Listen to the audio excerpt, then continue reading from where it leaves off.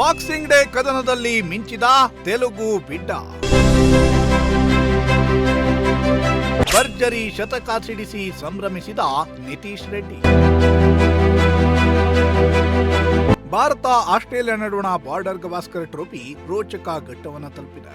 5 ಪಂದ್ಯಗಳ ಸರಣಿಯಲ್ಲಿ ಈಗಾಗಲೇ 3 ಪಂದ್ಯಗಳು ಮುಕ್ತಾಯಗೊಂಡಿದ್ದು, 1 ಪಂದ್ಯವನ್ನ ಟೀಂ ಇಂಡಿಯಾ ಗೆದ್ದುಕೊಂಡಿದ್ರೆ ಇನ್ನೊಂದು ಪಂದ್ಯ ಆತಿಥೇಯ ಆಸೀಸ್ ಪಾಲಾಗಿದೆ. 3ನೇ ಪಂದ್ಯ ಡ್ರಾನಲ್ಲಿ ಅಂತ್ಯಗೊಂಡಿದೆ. ಸದ್ಯ ಉಭಯ ತಂಡಗಳ ನಡುವೆ ಬಾಕ್ಸಿಂಗ್ ಡೇ ಕದನ ನಡೆಯುತ್ತಿದ್ದು, ಈ ಪಂದ್ಯದಲ್ಲಿ ಭಾರತಕ್ಕೆ ಫಾಲೋ ಆನ್ ಭೀತಿ ಎದುರಾಗಿತ್ತು. ಆದರೆ ಕಾಂಗರುಗಳ ಹುಟ್ಟಡಗಿಸಿರುವ ತೆಲುಗು ಹುಡುಗ ಭರ್ಜರಿ ಶತಕ ಸಿಡಿಸುವ ಮೂಲಕ ಟೀಂ ಇಂಡಿಯಾವನ್ನ ಫಾಲೋ ಆನ್ ಭೀತಿಯಿಂದ ಪಾರು ಮಾಡಿದ್ದಾನೆ.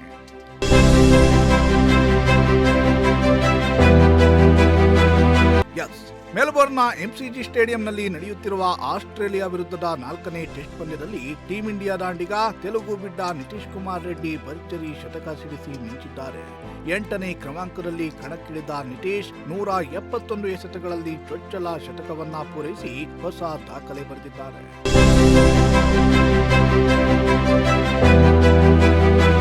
ಈ ಪಂದ್ಯದಲ್ಲಿ ಟಾಸ್ ಗೆದ್ದ ಆಸ್ಟ್ರೇಲಿಯಾ ತಂಡ ಮೊದಲ ಇನ್ನಿಂಗ್ಸ್ನಲ್ಲಿ 474 ರನ್ ಕಲೆ ಹಾಕಿದೆ.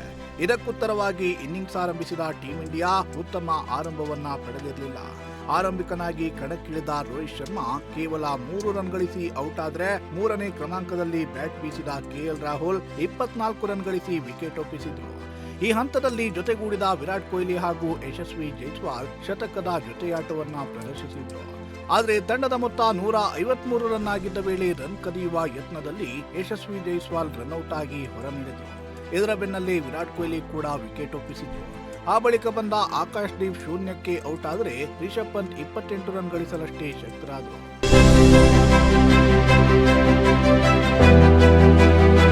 ಈ ಹಂತದಲ್ಲಿ ಕಣಕ್ಕಿಳಿದ ನಿತೀಶ್ ಕುಮಾರ್ ರೆಡ್ಡಿ ಜವಾಬ್ದಾರಿಯುತ ಬ್ಯಾಟಿಂಗ್ ಅನ್ನ ಪ್ರದರ್ಶಿಸಿದ್ರು. ಎಚ್ಚರಿಕೆಯೊಂದಿಗೆ ರನ್ ಗಳಿಸುತ್ತಾ ಸಾಗಿದ ನಿತೀಶ್ 81 ಎಸೆತಗಳಲ್ಲಿ ಅರ್ಧ ಶತಕವನ್ನ ಪೂರೈಸಿದ್ರು. ಹಾಫ್ ಸೆಂಚುರಿಯ ಬಳಿಕ ಆಸೀಸ್ ಬೌಲರ್ಗಳನ್ನ ಕಾಡಿದ ಯುವ ದಾಂಡಿಗ ಟೀಂ ಇಂಡಿಯಾ ಮೊತ್ತವನ್ನ 300ರ ಗಡಿ ದಾಟಿಸುವಲ್ಲಿ ಪ್ರಮುಖ ಪಾತ್ರ ವಹಿಸಿದ್ರು. ಅಲ್ಲದೆ 150 ಎಸೆತಗಳಲ್ಲಿ 1 ಸಿಕ್ಸ್ ಹಾಗೂ 8 4ಗಳೊಂದಿಗೆ ಭರ್ಜರಿ ಶತಕವನ್ನ ಸಿಡಿಸಿದ್ರು.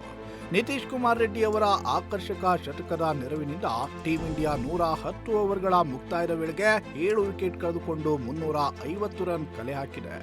ನಿತೀಶ್ ರೆಡ್ಡಿ ಆಟಕ್ಕೆ ಭಾರಿ ಮೆಚ್ಚುಗೆ ಕೂಡ ವ್ಯಕ್ತವಾಗ್ತಿದೆ. Bureau report, Prajashakti TV.